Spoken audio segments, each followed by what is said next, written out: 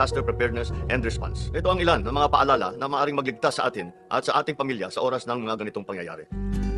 Unang-una, magplano. Magkaroon ng plano at alam ng bawat miyembro ng pamilya kung ano yung plano na yun. Pati na yung mga kasambahay. Saan ang evacuation area? Saan tayo tatakbo? Saan ang meeting place kapag lumindol? Saan papupunta? Saan tayo magkikita-kita? Para pati yung nasa labas ng bahay, pagka linindol, alam nila kung saan tatakbo, makita ang kanilang pamilya. Siguruhin na isa itong safe na lugar. Turuan ng mga bata kung ano ang dapat gawin nila kapag may lindol.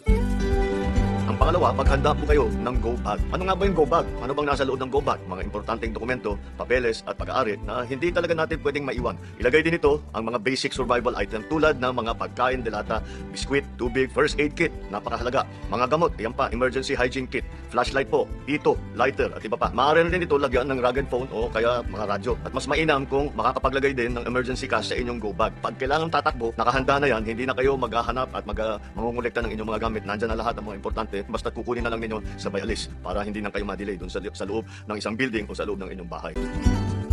Isa pang mahalaga ay ang tamang impormasyon. Importante na may tamang impormasyon kayo sa mga ganitong panahon. Alamin ninyo ang abiso ng LGU. Makinig sa ating mga otoridad, barangay official, munisipyo, coast guard, police, first responders at iba pa. Alam din ang mga importanteng numero na kailangan ninyong malaman. Emergency numbers kung saan pwede sumaklolo. Ipaskil ninyo ito sa inyong bahay, sa kwarto man o sa refrigerator, kung saan man. At syempre, makinig sa balita, radyo, TV o social media. Meron lang akong pag-iingat. Pag-ingatan ninyo yung fake news.